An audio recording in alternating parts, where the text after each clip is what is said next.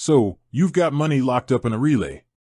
Maybe it's from a gig, a side hustle, or even a good old-fashioned bet. Whatever the reason, you're probably itching to get your hands on that cash. But how do you actually withdraw it? That's the burning question, right? Let's break it down. First off, what exactly is a relay? It's basically a digital platform that acts as a middleman between you and the person you're transacting with. It can be used for all sorts of things, from sending money to someone across the world to paying for goods or services. But today, we're focused on one thing: getting your money back out. There are typically two main ways to withdraw money from a relay. Method 1. Direct transfer to your bank account. This is usually the most straightforward method. Most relays allow you to link your bank account to your relay account. Once linked, you can initiate a transfer of funds from your relay balance to your bank account. It's similar to transferring money between two bank accounts. Check the fees. Be aware that some relays might charge a fee for this service.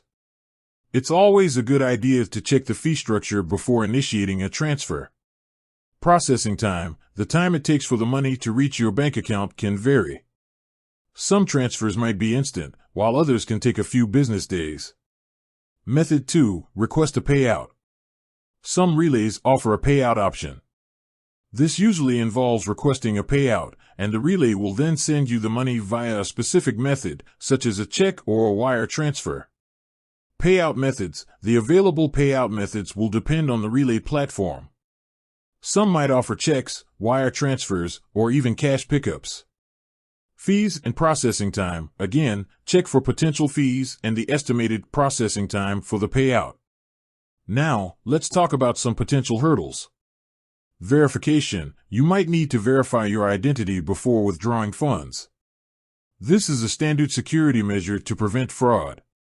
Minimum withdrawal amount. Some relays have a minimum withdrawal amount. Make sure you have enough funds to initiate a withdrawal.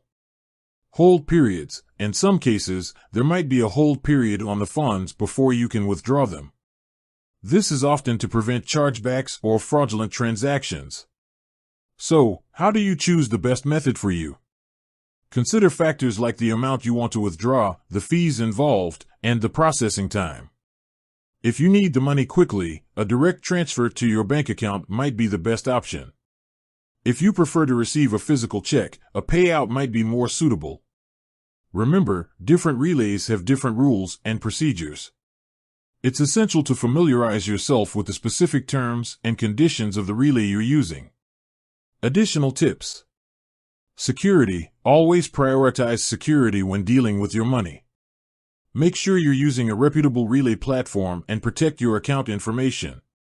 Customer support. If you encounter any issues, don't hesitate to contact the relay's customer support for assistance. With that said, thanks for watching, and until next time.